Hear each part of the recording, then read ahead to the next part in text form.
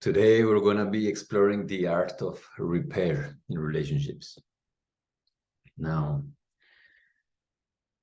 this may be one of the most, if not the most important tool and practice that we can have in relationships.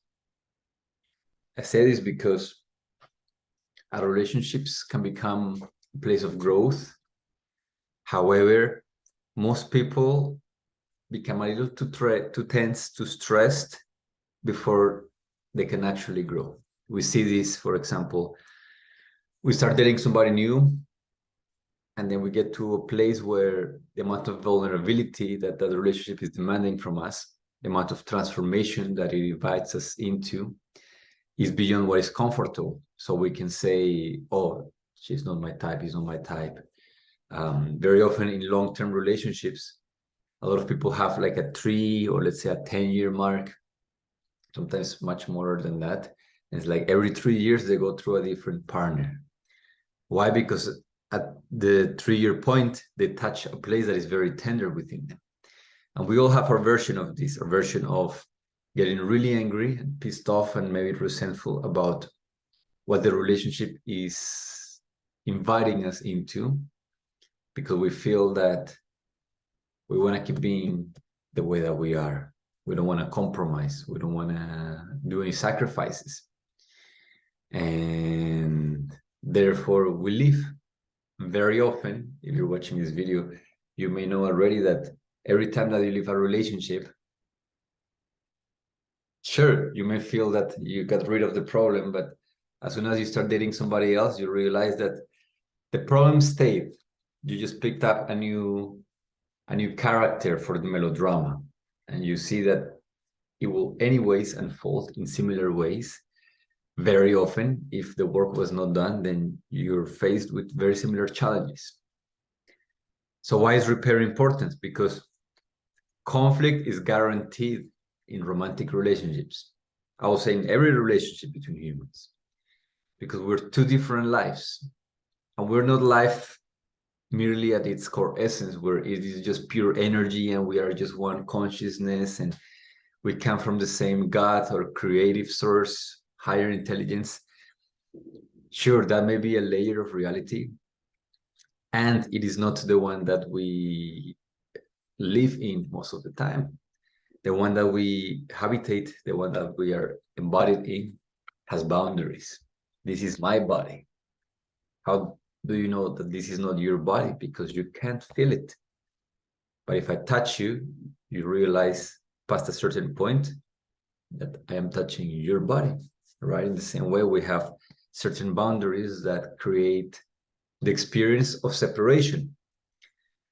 And this comes with a lot of beauty, because we have an experience of freedom, of being our own individuals, of being our own life. We have free will, meaning we can do with this as we please. We have so much freedom that we can even choose to feel enslaved. We have so much freedom that we can even choose suffering. That's how much freedom the source of creation gave us. Not only freedom to live well and be happy, but if we want to, also to suffer, to be resentful, to pretend to be confused.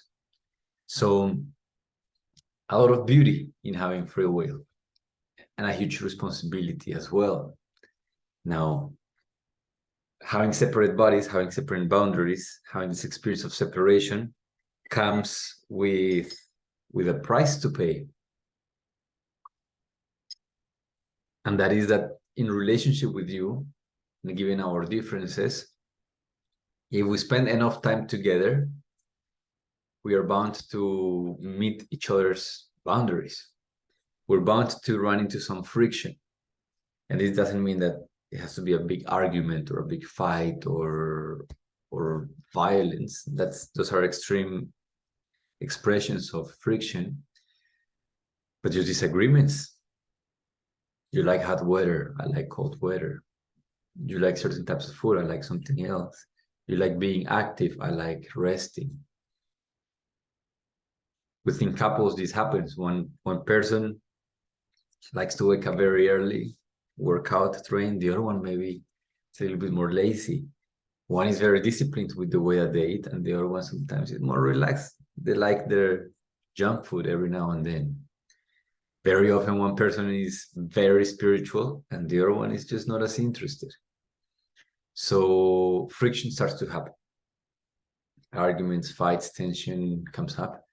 And most of the times relationships end because the fights keep on happening and they're never solved. They start stacking on top of each other. So every time that you have a fight with your partner, it's not about that one time or that one thing that happened. It's about everything you've done wrong throughout the whole relationship. It's about all the ways in which you fall short of being the ideal partner. You may have realized this, that you get into a place of tension and your wife or your girlfriend or your husband doesn't focus on the issue at hand, but they start saying, oh, you're always like that. I can't trust you. Maybe you have some contempt. Maybe you roll your eyes at your partner, not because of what they did, but because of everything that has accumulated over time that leads you to mistrust them, to second guess what they're saying, to be resentful, to withdraw your love, to be cautious around them. Or perhaps your partner doesn't trust you. You've broken your word a few times. You have been out of integrity. And now you feel like shame and guilt that has accumulated.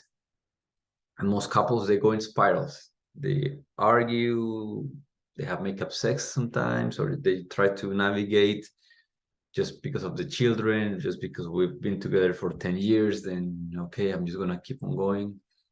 And it becomes this heavy burden where I'm just trying to get by. I'm just trying to be to go to work and try for life at home to be peaceful, and that's it. And we settle for mediocrity because what once started as a romantic adventure, as a romantic and beautiful possibility of connection, love, intimacy, fun, and play, very often is reduced to being roommates, sharing bills, economic support, maybe raising children together, but going to sleep next to someone that we don't even want to be touched by them, or we don't feel drawn to touching quite often. Some couples, you may split beds, you may seek to hide in work from your partner. Your partner may be very busy very often, or always tired, or always with a headache. There's many ways in which what started as a beautiful possibility turns into something that feels more like a burden. And then one of both partners, eventually, whoever gets tired the fastest, or whoever feels they have an opportunity at greater love outside of the relationship the earliest, decides to end things. Because they just don't see how we can come back from this mess. How are we going to restore what was? Like, where do you even start? There's just so much apathy and tension, and I can't have a conversation with you because you lose it. It turns into drama, or maybe you tell me something and then I get angry, and then it's just, we're both bombs that are very easily triggered, and then every time that we try to diffuse something or to explore a topic, boom, boom, boom. And it's not only one bomb, but it's every single bomb that was never fully processed. This is why repair is so important, because repair is what ensures that we don't carry baggage, that we don't carry resentment. It ensures that the relationship remains clean. And when your relationship feels clean, you have a desire to explore with your partner, because there's no resentment. You're not unconsciously trying to punish them for being less than the ideal partner. No. Also, when a space of repair is possible, you feel seen. When something hurts, it doesn't become one more thing that your partner ignores about you. Or you don't feel that the relationship is all about them and their pain and their issues and their fears and their childhood trauma, and I just become this people pleaser. I'm here to make her feel safe because she had a rough childhood. I'm here to take care of him because his parents were ugly. I'm here to parent each other. No, when repair is present, we can step outside of these cycles and we can feel seen, taken care of, and most importantly, we can see the willingness to grow from our partner, and we can see the transformation in our relationship. So today's satsang, I want to speak about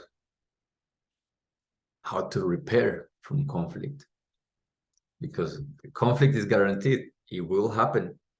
A very good friend says that your relationship starts with your first disagreement. And it is true, because when everything is fine and lovey-dovey, sure, it's a honeymoon, enjoy it. But until you've had your first fight or your first disagreement, you don't really know if you have a relationship, because you don't know how that person handles conflict. You don't know if they're going to lose it and become vicious and violent, perhaps, in their words, in their actions. You don't know if they're going to close down and then just withdraw their love immediately. Only when you explore a space of disagreement, you start to understand what it's going to be like to be in relationship with this person, because that's when our true colors come. Or let's not say true colors, but that's when all the stuff that we keep away from the rest of the world comes up to play. With our partner, with the person that we say we love the most, is with whom we let out the worst of us. Even though they should be the person with whom we offer the greatest of ourselves, it is always the person with whom we let out our nastiness. And sometimes we make them responsible. Oh, you bring out the worst of me. Oh, you bring out the anger, the hatred, the jealousy, the insecurity, the laziness. It's not true. It's just that in a space of comfort and maybe trust and openness, then we don't keep such a tight and rigid social mask. We take off the mask of pretentiousness of being a good citizen, being a good person, and then a lot of the unprocessed ugliness comes up. And well, how we deal with it determines how a relationship goes. That's why repair is important. So let's get practical. Let's not make this purely a philosophical thing.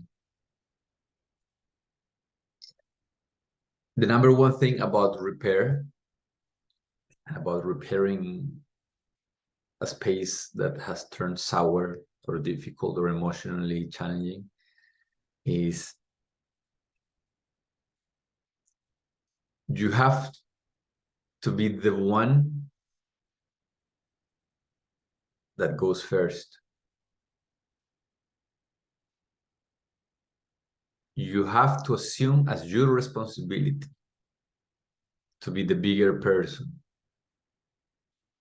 especially if your partner never takes responsibility for how they feel, especially if they are reactive, if they explode, especially if they don't listen, especially if they blame you. You have to take responsibility for how the relationship unfolds and for repairing the argument. Oh, but Nico, but why should I be the one? Why can't he be the mature one? Why do I have to hang out with children? Why do I have to put up with his nonsense or her nonsense? Well, you don't have to, but you chose to the moment that you decided to date this person. Now, if you believe that you are a lot more aware and that they're a lot more blind, if you believe that you're more conscious and you understand what is the right way of approach a difficult moment with your partner, and maybe they're reactive and blaming you and pushing back and not taking responsibility, if you feel that you're the more aware partner, then show it. But most people are not willing to, because it is not true. It is a mental delusion. It's so easy to think my partner is wrong. I can see everything that is wrong with him. I can diagnose through all the Instagram posts that I read and all the nonsense I've put into my mind. I can see because his mommy was like that and his daddy was like this, and he has these issues, and that's why he's so messed up. Because her ex-boyfriend or ex-husband did this and did that, she has this and she's dramatic and can't take care of her emotions. Because the masculine and the feminine are not in divine, they're like that.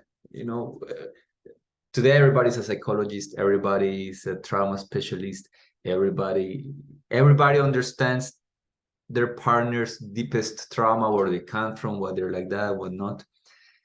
Yet nobody is willing to have compassion for the other person.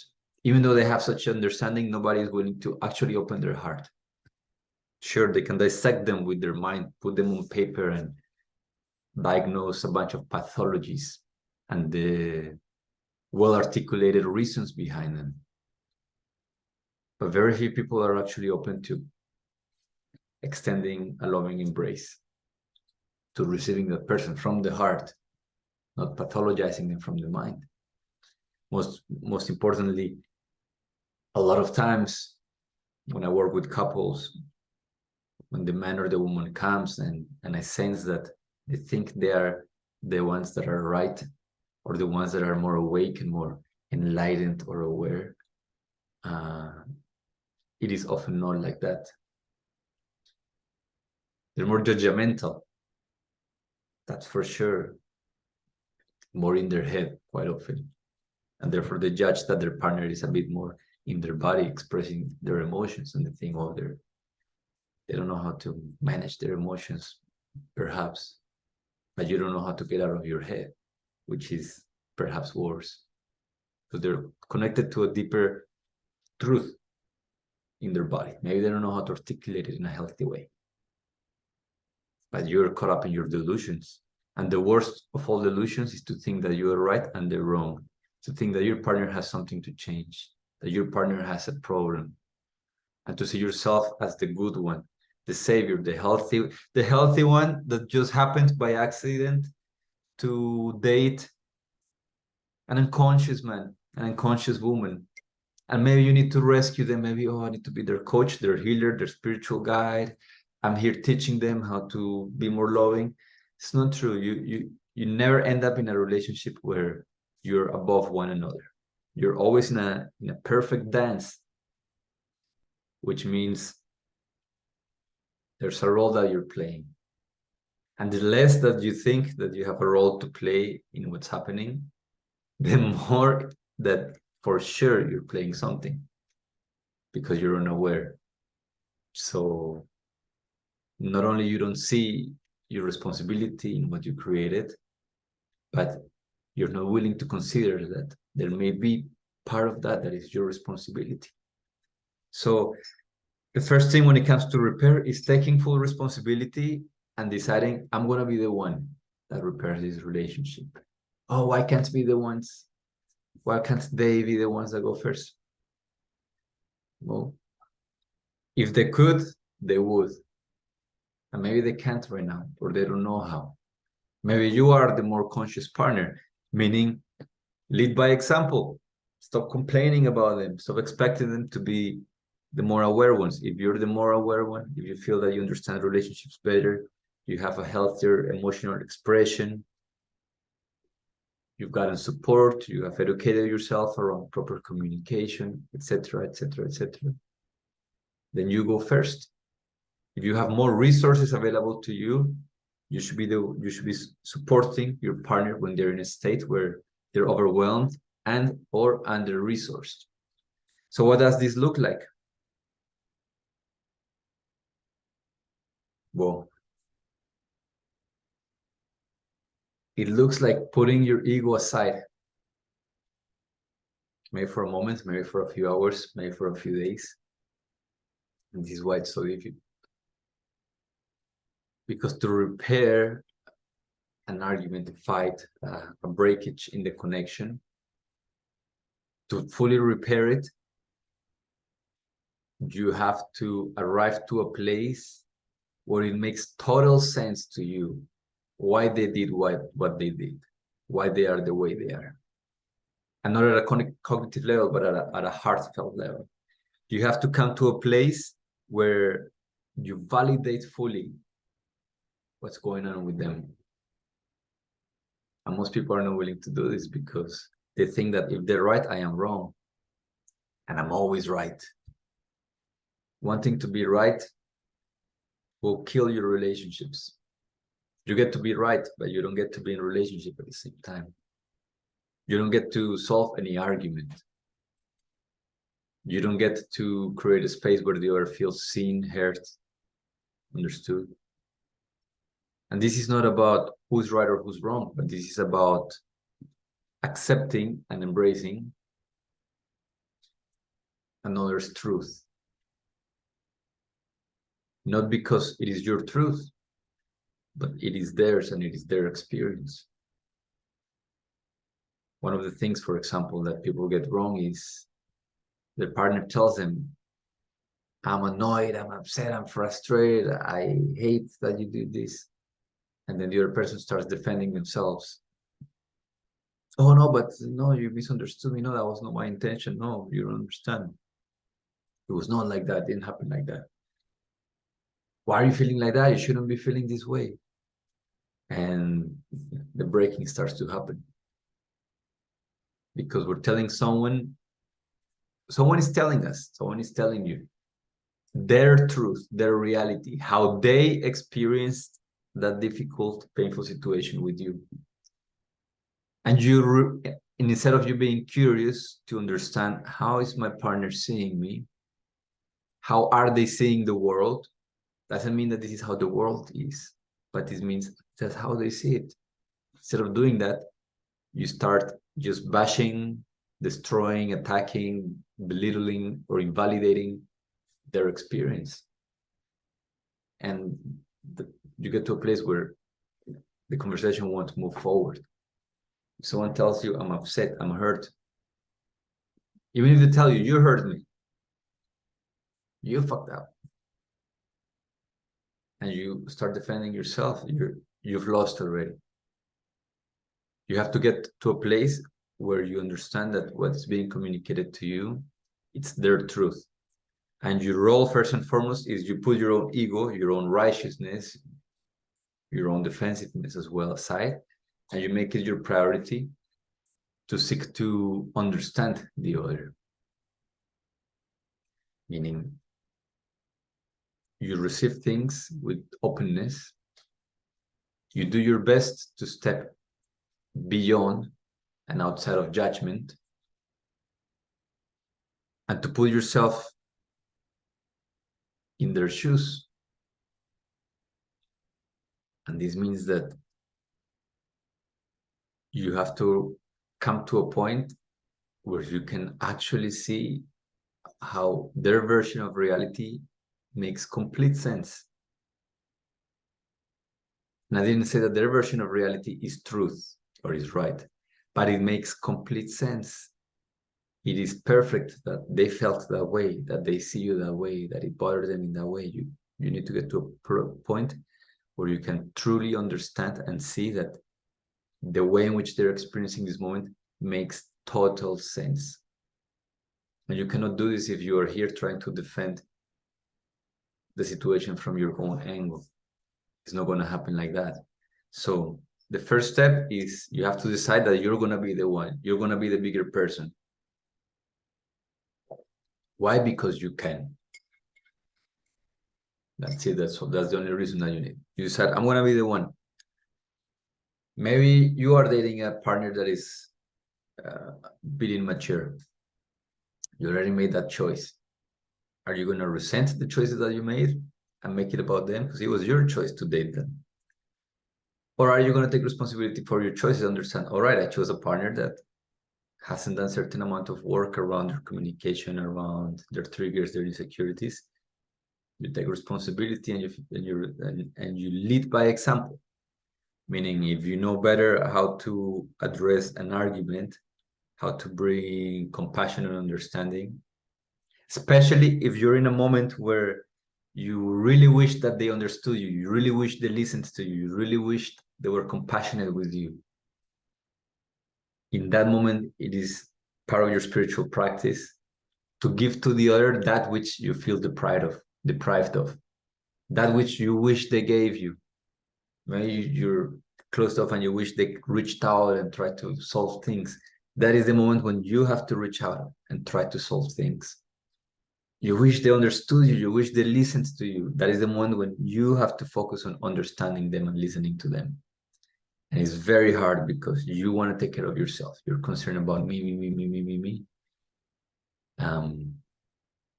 but the arguments go in circles when both partners are all about me, me, me, me, me, me, me. These circles can only stop when one partner decides to put the me, me, me, me, me, me aside, and it's like, okay, let's look at you, let's listen to you. So step number one, you decide you're going to be the bigger person, and it's your responsibility to bring repair to the argument. Step number two, you do whatever it takes to be curious, free from judgment, and to see the world through their eyes. How to do this? Well, we go deeper into this in our mastermind.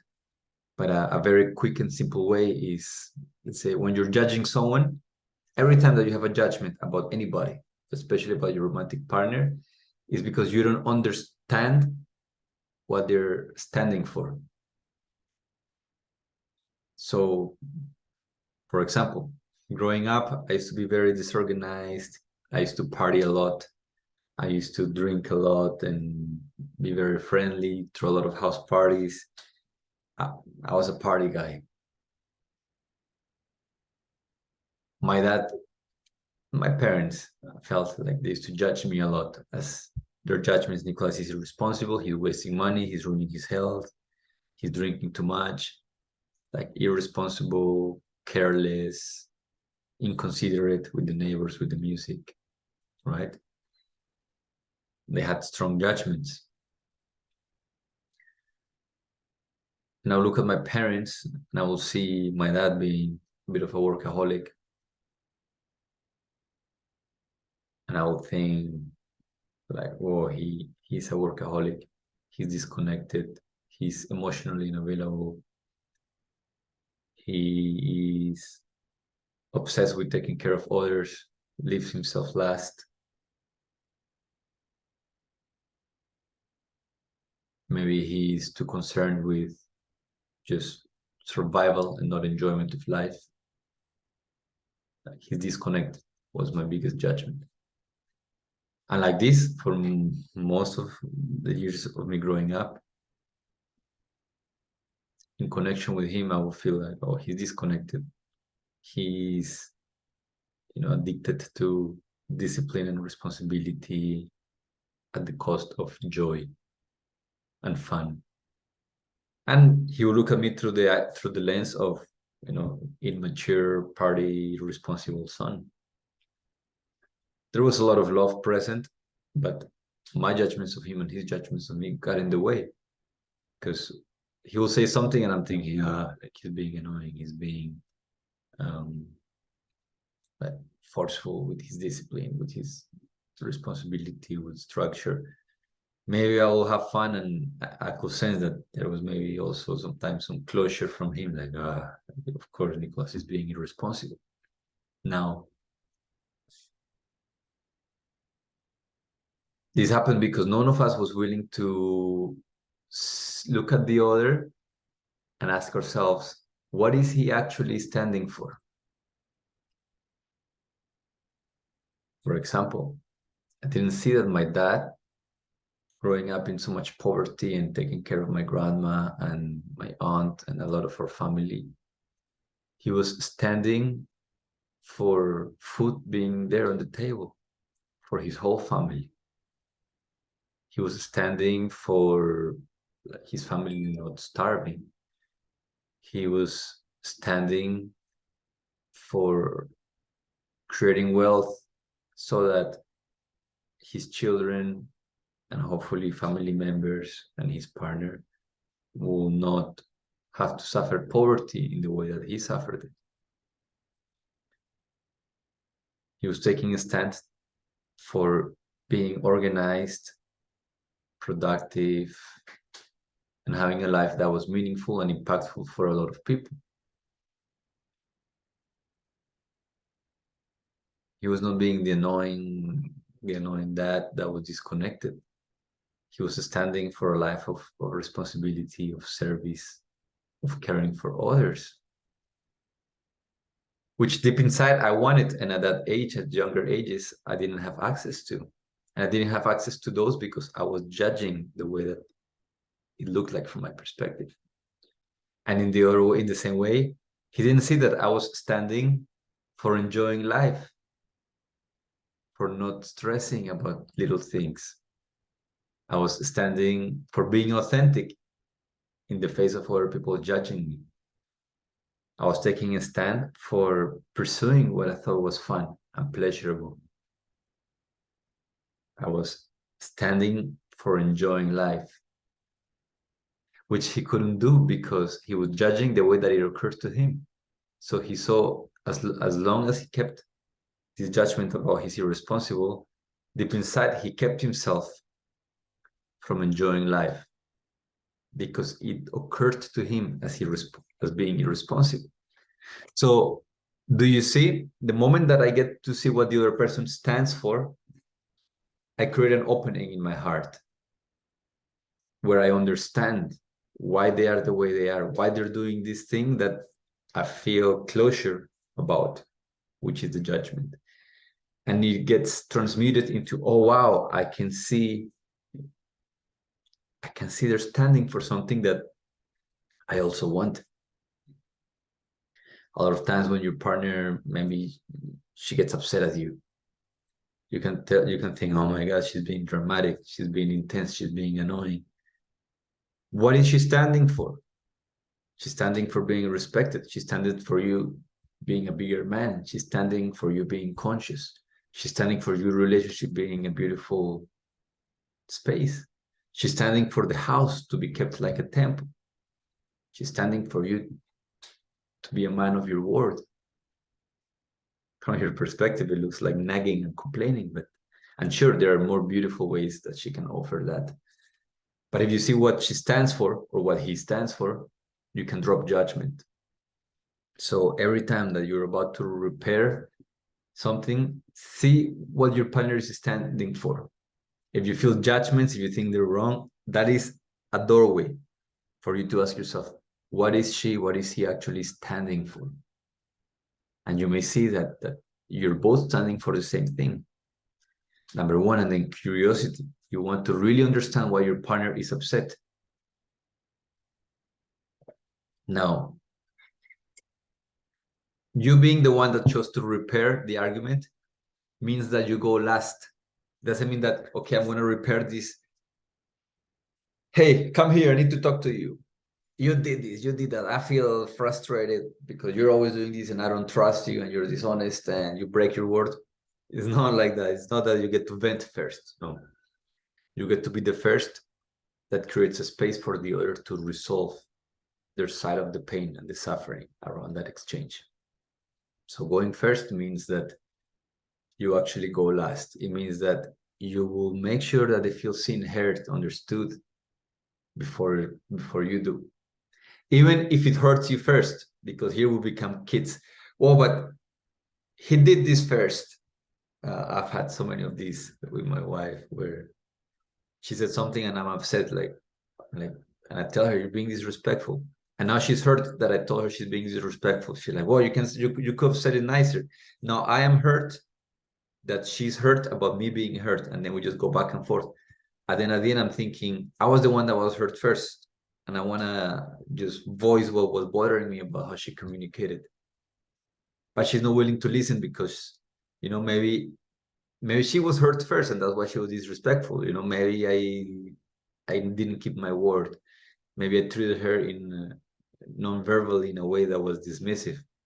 And then she got back at me, and I can say, hey, I want to share with you because I felt disrespected. And she can say, well, because in the morning you treated me like this, you said that, I feel tense the whole day.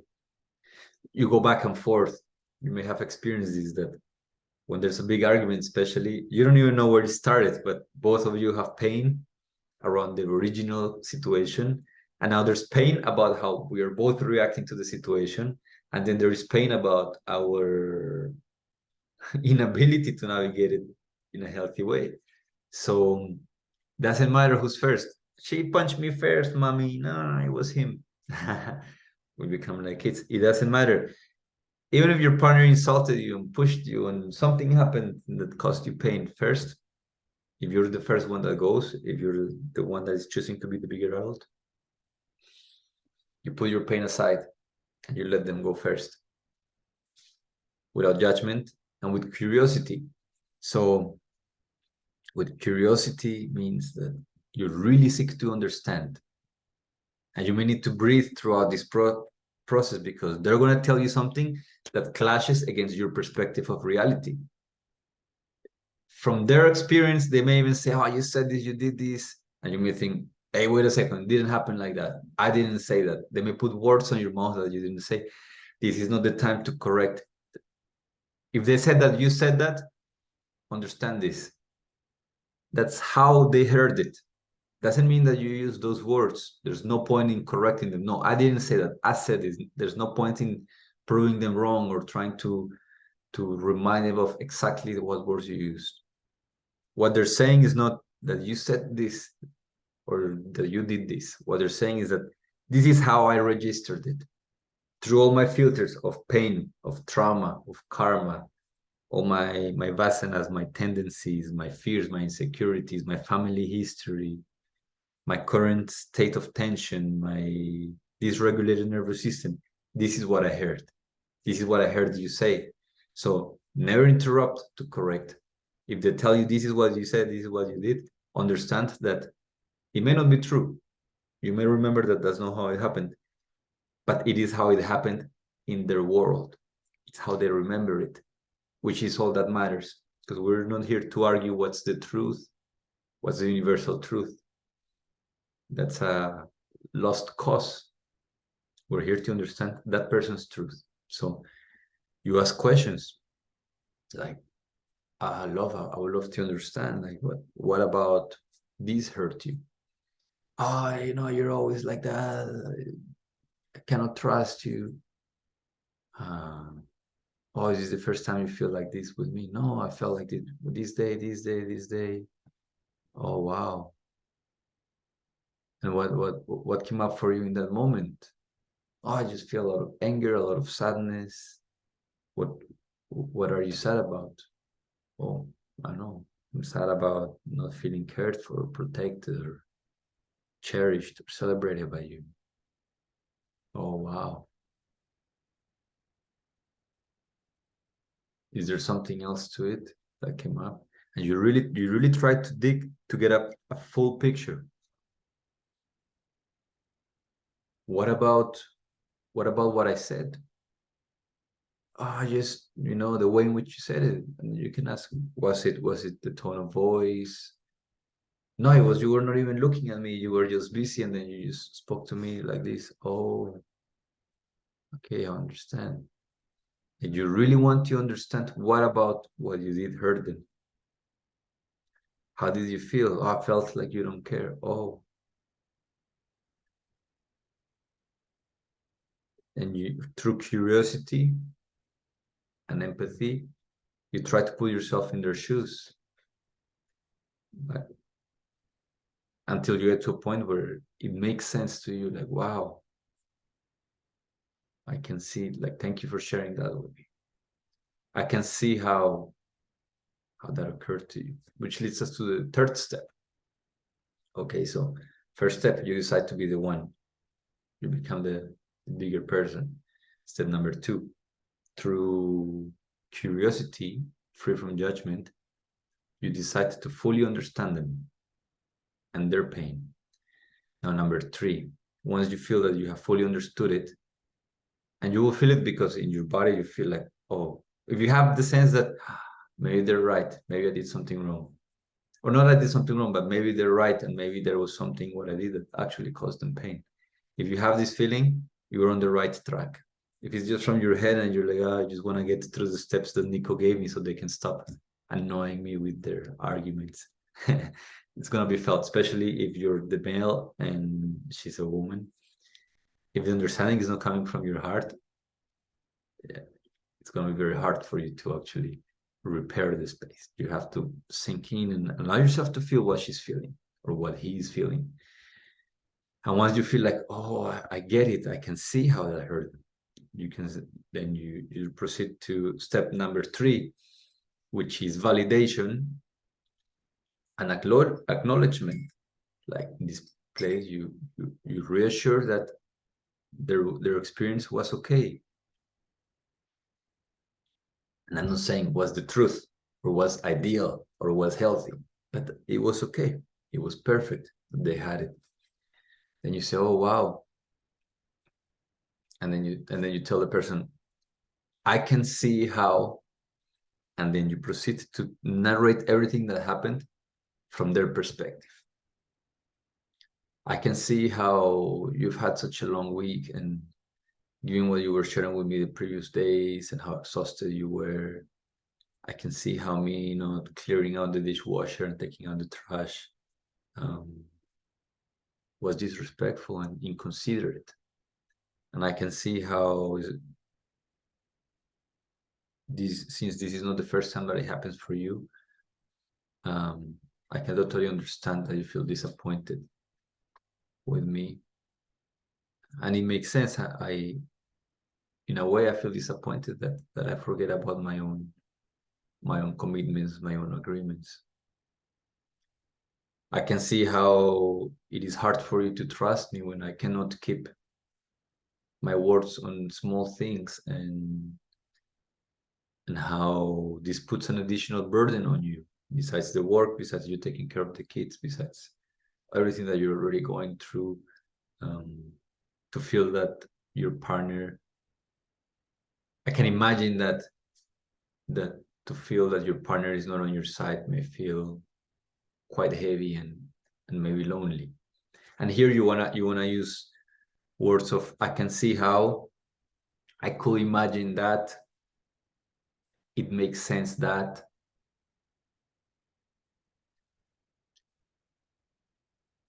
These three are good enough. There's more examples, but to keep it short. And you try to go a little bit deeper. You really try, as you are narrating back their experience, to put yourself in their shoes. And you can see, I can see how it was for you. And you try to describe to them in very vivid words and emotions what their experience was like. Wow, which is very different of, like, come on, I was gonna do the dishwasher later. I was gonna take out the trash. Like, stop being annoying. That's never gonna get you anywhere. But hey, like, wow, love, I can see. Yeah, I can see how.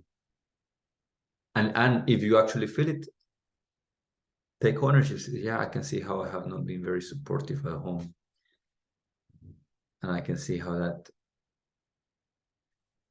affects you, and it makes sense that you're angry and upset.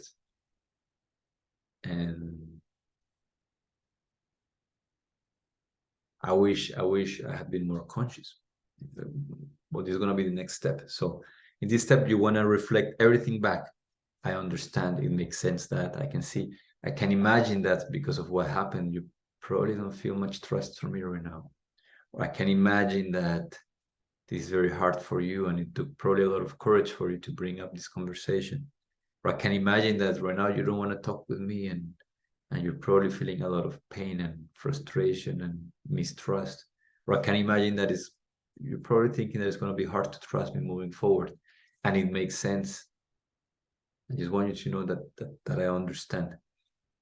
That's the third state, and you have to be very genuine about this and try to do it very complete, because this place is what allows the other person and their pain to soothe. Why? Because what hurts us is not really, or not only that we are in pain, but that we are in pain and that our partner doesn't care or doesn't see how they may have contributed to it. Sure, there's a spiritual reality and way of operating in life where, like, really, you're responsible for all that you're feeling. I stand 100% behind that. I am responsible for everything that goes within my own system.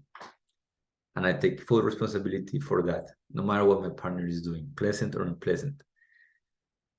And we are not enlightened beings, not yet at least. And our partner has a lot of issues. And often we have a lot of things that are unprocessed. And we don't operate at that level of pure light and pure self-awareness and consciousness around our inner reality.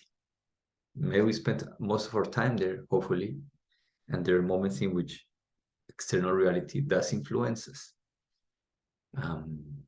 So it's important to, while we understand that I'm doing all the work that is necessary for this life to be complete on its own and not derive any need, like no, without the need to take from life around me or to demand validation or comfort or anything.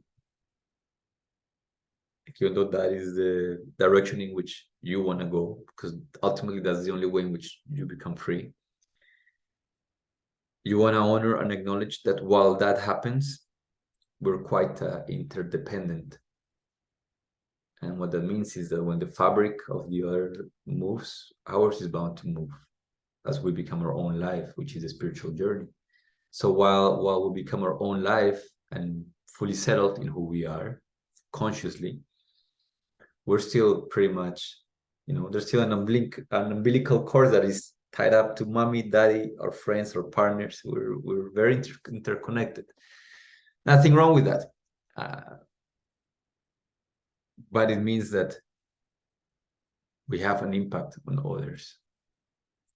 And it means that the impact can be positive, it can be also negative. Sure, it is their experience at the end of the day, but not because it's up to everyone how they feel. Then I go out the street slapping people around because hey, if you feel angry, that's on you. You need to do your spiritual work because I slapped you in the face and you got angry. You have work to do. Like yes and no. I can make my life a lot easier if I don't go around slapping people. I can do it for so long before somebody like beats me up. So it's not healthy for anybody. I can learn to walk with grace and to navigate life with certain elegance and art, meaning that people start to become very pleasant. And part of this is this process is I learned how to acknowledge the impact that I've had on other people. So this phase allows your partners to feel that you see them, that you understand their pain, that you're not ignoring how they feel hurt in that connection with you. This alone will radically transform your relationships because this alone releases the tension. Because the tension, as I said, tends to be not only that there's pain, but I can't get my point across. Like she doesn't get me. He doesn't get it. I feel misunderstood. I don't feel seen. This is the greatest pain in relationship, not feeling understood, not feeling seen. It's not the details. It's that my partner doesn't see how this touches me.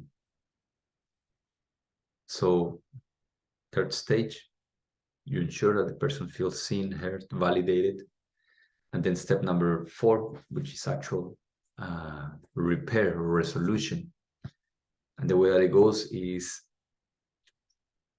all right, you finished. Okay, I can see how this was for you. I can imagine it was difficult. I can totally understand that.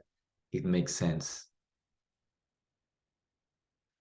And then you say, of course, this has to come from the heart. And if it's not from the heart, better not say it. But you say, I am sorry that I broke my word.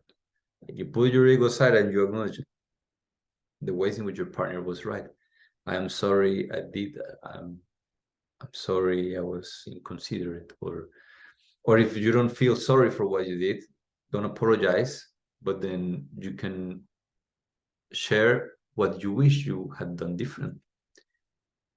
Right? If you actually didn't do something that you feel requires an apology, but you can see how you could have been more conscious in the way that things happen. You can say that, well, like I wish I had paid more attention, and I wish I hadn't been so distracted and I hadn't forgotten about my commitments to you. Or and then you acknowledge, I am sorry, or I wish I had, and you acknowledge how you could have shown up more consciously. And then you say, moving forward, I want you to know that I am committed to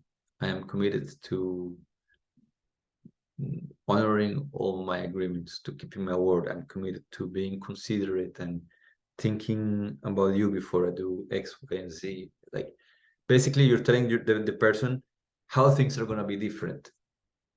Just an apology is not enough. You want to provide a direction, an action plan. I will communicate with more compassion, with more empathy. Maybe if it's something big, I will get help. I'll pay that guy Nicholas from Instagram, from social media and YouTube to support me with this. Whatever. You let your partner know that you have chosen to find a solution. And then finally, you wrap up with saying, is there anything else that you see I could do to like to fully repair and prevent this from happening in the future? Or is there anything else that will help you, let's say, trust me more? Or is there anything I could do to yeah, for you to trust me more? Is there anything I could do for you to feel safer in our relationship? Is there anything else that I could do for you to yeah, feel more at peace or feel more celebrated or feel more at home? Whatever it is the issue was, you ask your partner finally for feedback. Like after you've offered your own solutions, after you've apologized or said how you could have done things differently and have committed to what you will do differently, you ask them, is there anything else that you think I could do? And you listen. They may not have anything to say if you did this properly. They may tell you, you know what? Yes, I would love for this, and that. And that's the point, to listen, not to argue. You can say like, all right, you don't have to do any of those, but take them in, because your partner is giving you feedback about what they think you could do to improve your relationship. So do not dismiss it. Doesn't mean that everything they tell you, you have to, sit with it. In the moment you can say, all right, like, thank you for that, love. I will explore how I will explore your suggestions, right? The most important thing is that you speak from the heart, that if you make a commitment, if you extend an apology, if you offer compassion, that is not coming from the head. You don't want to get through a checklist so that they shut up. No, you actually want to understand them. You actually want to know how they see the world, because this informs you. And you start becoming like a sailor. You have your boat, you have your ship, and you start understanding how the ocean has different waves, and there are areas in which the waves are violent and they're difficult. And sure, you could say, I'm a great sailor, I'm going to push through whatever waves, but maybe you lose half of your crew and your boat is like broken in half as you try to get through some very difficult waves. And you can try and blame the ocean and judge the ocean and swear at it and it should be different. But that happens when you went into that part where there are storms. Being a good sailor means that, okay, sometimes you want a little bit of danger, you can go on the edge of that. But maybe you just want to get from one point to the other, and you understand, you know what? There are different ways, better paths to take around this specific ocean. Your partner is that. Of course, in an ideal world, our partner will be 100% responsible for everything that they're feeling, and they are enlightened beings that do not need anything from us. They don't have any needs. They love us unconditionally, whatever we do, and we love them unconditionally. Sure, in an ideal world, and I think that's an ideal worth aspiring towards and moving closer towards. But in real life, it's not like that. Your partner has points of trigger, points of pain. Sometimes they go very deep and way back to way before they met you, maybe way before they even remember. And if you're going to spend years with the same person, it is essential that you understand what that ocean looks like, what areas are, what are the Bermuda triangles that are going to just suck your ship and destroy everything. And you learn to navigate in the waters that are most conducive to a healthy relationship. Meaning that you learn that, wow, like when this happens, she goes into a lot of pain, and when I break my word, it is a big deal. She feels betrayed, even though I think it's a casual thing. Wow, then you know, with that partner, out of love and out of your own process of growth, you pay extra attention to keeping your word, or not giving your word so freely if you don't know if you can keep it, for example. You become an artful navigator of your partner's storms, not because you're afraid, but out of caution, out of love as well. Like, all right, we don't need to poke each other unnecessarily, and we can operate in a way that flows and that is not constant friction, constant tension. Nothing wrong with the tension, just that it is unnecessary to live in a constant fight in your relationships. So to wrap this all up, number one, you decide you're going to be the one. Especially if you think that your partner is immature and they communicate better and you wish they heard you and they understood you. Like, the more you think that they should go first, means that it is you that needs to go first. Number two, you create a space to fully understand them. No judgments, by seeing and asking yourself, what are they actually standing for? And curiosity, like, what is it like? What is their experience? Not what is the truth, but what is their experience? And you really get to a point where you get it, where you feel it. Usually you'll cry because you feel like, oh, I can totally see how they see the world. Number three, you speak it back to them. Basically, you're letting them know, like, I see you, I feel you. I can imagine what it was for you. I can notice that. I see that. It makes sense. If you're unsure, you can ask after you finish this part. You can say, hey, is there anything I missed? Or is there anything else that you would like to share right now? Always ask these questions at different points. Is there anything else that is alive for you? Is there anything else that feels incomplete for you? You want to check, and until they say like no, I'm like, okay, you wrap it up, and this part frees both of you. Because now you understand, you're not judging, because you can see why she or why he was acting like this and feeling like that. And the other person feels like, wow, you care about my pain, and you're willing to understand and ask the questions that are difficult without judgment, without correcting me, without interrupting me, without defending yourself. Like, you're really listening. And number four, you repair, you bring resolution. You say, I am sorry.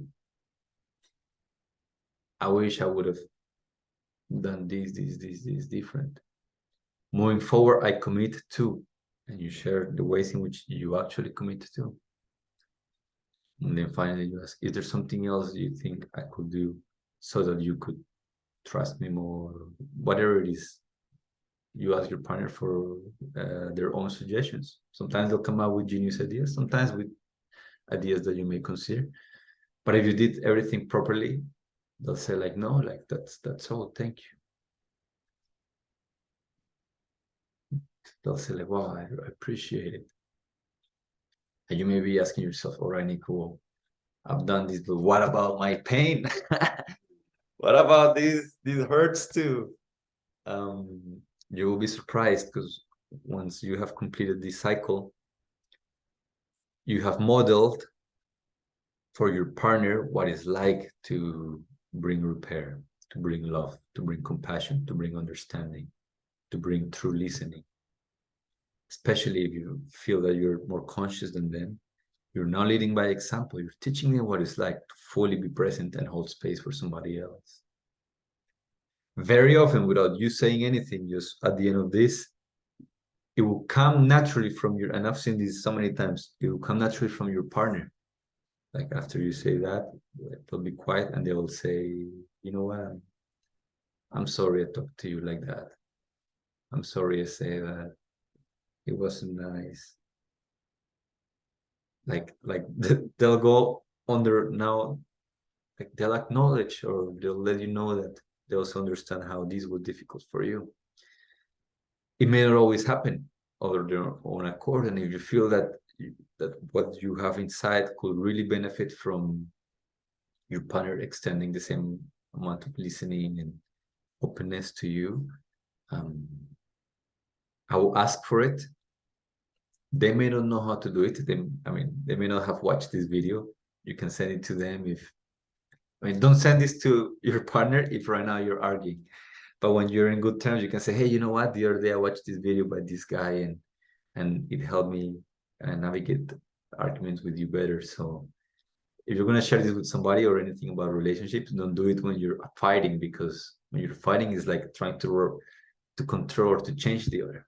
When things are good, hey, this is a video that I saw. I think maybe next time we're in an argument, we can explore these 4 steps. You can ask, like, hey, like, I would love, like, now that you feel complete, I would love if you could listen to me in the same way that I just did. It will mean a lot to me, and because there's a lot in my heart that I feel I want to share, and I'm glad that I understand you, and I'm glad that you allow me to understand how this was for you. I'm committed to making things better. And yeah, and I wonder if this is a good time for me to also share with you how I experienced this situation. They may say yes, maybe if it was a lot very tense, they may say, oh, you know what, maybe not right now. Don't just vomit it on each other. Like, always ask, check in, is this a good time? I would love to do this.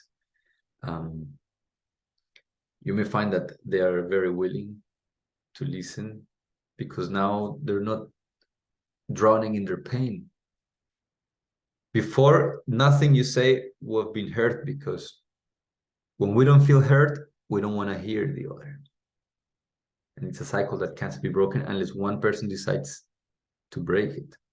So now when you've extended attentive listening and you've allowed for repair to happen, your partner, it will probably feel like a weight was taken off. Now their nervous system is more relaxed. They're more available. They're not carrying resentment or jadedness or bitterness. They're more likely to listen to you and to actually be curious and to actually have compassion and to actually be responsible for the role they played also in the pain that you're experiencing. It may not happen, and this is something that you have to accept if that's the case. You may have chosen a partner that has no intention or no desire of actually seeing you, listening to you. Or perhaps there's the desire, but not the capacity. This used to happen to me in the past. Like, I will start sharing my part of the pain, and my partner will start interrupting me, defending. That's not how it happened. No, and then she'll go back into her pain because she couldn't hold a clean container, free from judgment. She would take it personal. It will drive her crazy, and then I was just left feeling misunderstood, not seen, and many other things. So the idea here is that it's not your job to force your partner to listen to you or to have compassion or hold space and repair the arguments. All you can do is you can lead by example. You do the best. You make them feel heard, seen, cared for, understood. Usually this alone inspires the other person to do that. But maybe not. And maybe you keep extending this space, but it is never extended towards you. Then you have to ask yourself if you're willing to sustain a relationship where repair is only ever going to come from your side. Nothing wrong with that, but for most people, that is a pretty bad deal, because it means that you become the person that solves everything, that listens, but you may harbor resentment because you don't get to speak up, you don't feel safe to share what bothers you, or it is never welcomed, never received. So you have to make a choice then. The choice is not to try to change them. The choice is not to force them to go to therapy or no. The choice is like, wow, I'm with a partner that does not have the emotional capacity or willingness to be present to the parts of me that hurt. And that is difficult. And I may feel very alone in that relationship. Am I still willing to be in that relationship? If my partner was never going to accept me, understand me, or be willing to see me, am I okay with that? some people are, like if you're very self-sufficient and you're independent, or you've done enough work on yourself that you really don't care if, say, they see you, they don't see you, your joy, your bliss is not derived from what's happening outside of you, genuinely, not from the mind, but as a felt experience. Doesn't matter if you're in a state of devotion. You don't care if the other sees you, if they take care of you, if they tell you loving things. What you care is that you are being loving. That's the beauty of devotion. Very few people are in a state of devotion. So if that's the case, then you need to be realistic about what you're willing to embrace lovingly.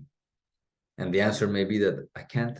It's very hard for me to remain loving when a part of me is shamed and kept at bay and never fully welcomed.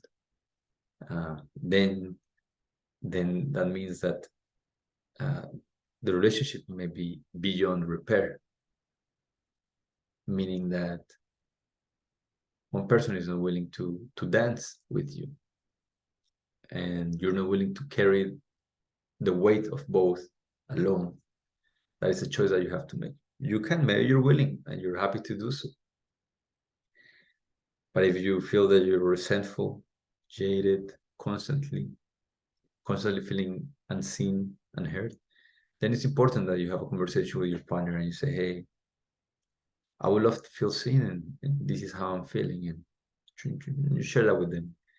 And if that moment they meet you with anger, you're always complaining, you're always dramatic, or they make it about themselves, I will say that the person you're with has a nervous system that is too hijacked, a reactivity that is too triggered for any healthy and edifying conversation to happen.